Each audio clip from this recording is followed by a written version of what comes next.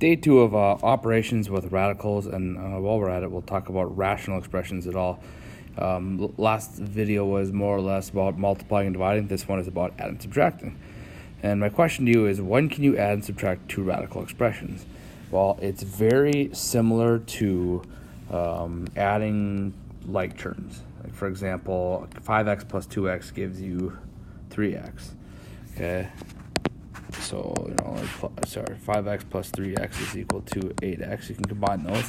So, if I've got 5 square roots of 2 plus 3 square roots of 2, I get 8 square roots of 2. Whereas, if I have 5x plus 3y, I can't combine them. So, if I have 5 square roots of 2 plus 3 square roots of 3, they're different radicals. I can't combine them. Well, we did all that with square roots. We can do the same thing with cube roots, fourth roots, fifth roots, sixth roots, just as long as that index is the same. So if I've got 2 sixth roots of 3 and 7 sixth roots of 3, that gives me a total of 9 sixth roots of 3. Okay, this isn't in simplest radical form, so I'm going to make it in simplest radical form. 5 and 125. I'm going to recognize that that's a perfect cube. So that's going to bring a 5 on the outside, but there's already this 4. So 4 times 5 cube roots of 5 plus 6 cube roots of 5. So that's going to give me 20 right there. So 26 cube roots of 5.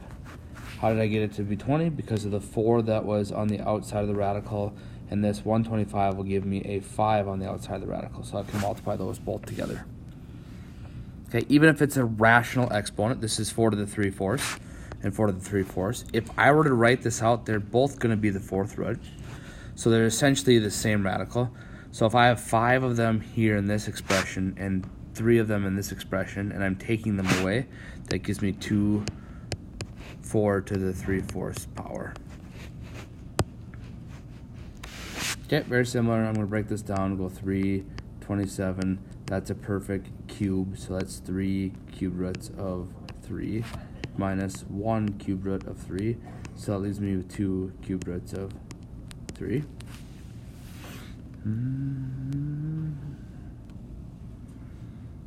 Okay, same thing can be applied to variables and taking the square root and cube root and fourth root of variables. So like number wise, same exact thing. Like this is a perfect cube, so 3 comes out. So z to the 9th is 1, 2, 3, 4, 5, 6, 7, 8, 9 z's. So there's one group of 3, 1 comes out. There's another one, group of 3 that comes out. And there's another one that comes out, so 3z to the 3rd. X to the 4th, that's 4 x's, and since we're taking the fourth root, that's going to leave me with just x.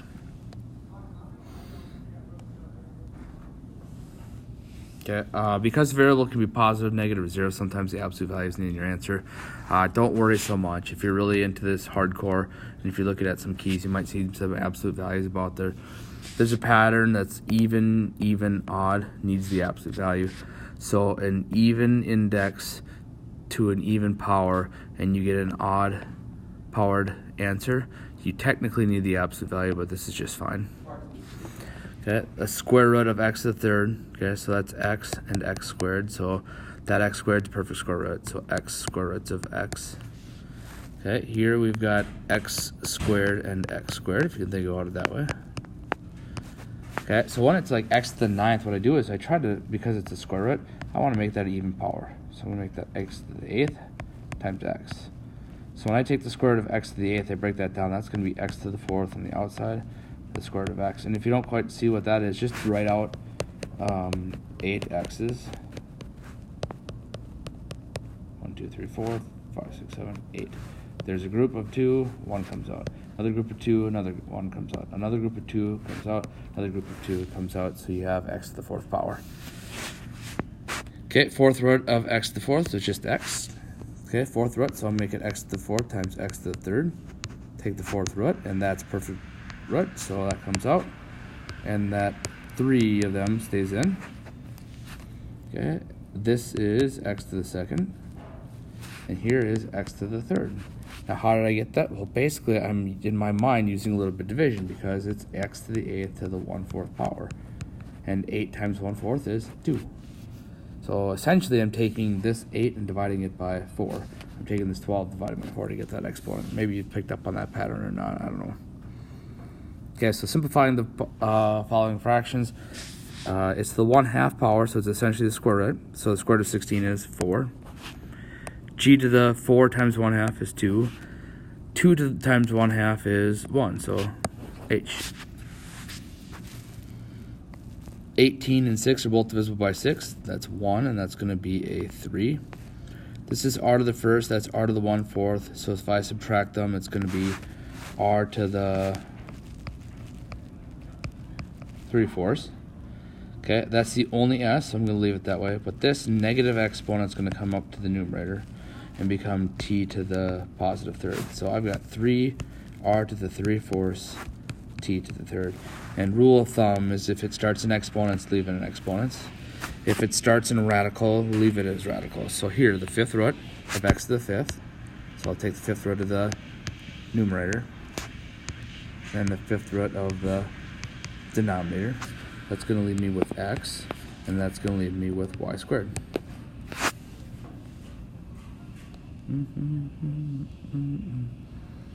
Okay, 4th root of 12. I don't believe there's 4 of a common number, but I'll just check. Okay, 4th root of d to the 4th, so d comes out. E to the 9th, I'm going to go e to the 8th times e. So that's going to give me e to the 2nd, but an e is going to be left over. So I should just kind of start a list of stuff that comes out and stuff that stays in. Okay, f to the 14th, I'll make f to the 12th times f to the 2nd. Okay, because f to the 12th is divisible by 4, that's going to be f to the 3rd, and f to the 2nd laid in there, and there's my 4th root. So there we go. Okay, now 5th root of g squared, nothing there. 5th root of h to the 7th. Okay, I need a perfect number that's divisible by 5. So 7's not, but 10 is.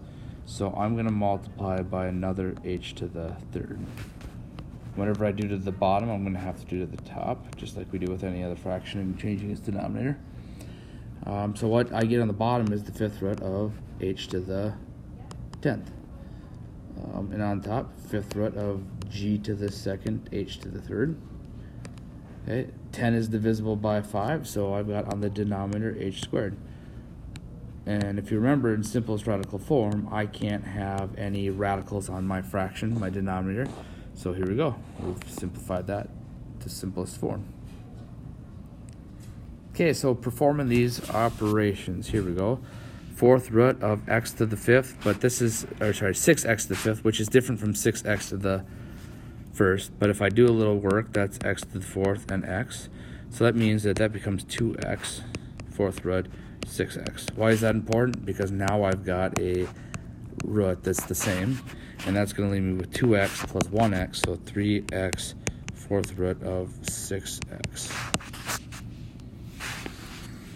Here we go, same base, and we're multiplying, so I'm going to add the exponents. So I get something like x to the 2 plus square root of 3. Okay, and that's it. These two won't ever add together. And that is adding and subtracting radicals. And this is something that we'll, spend a little bit more time practicing.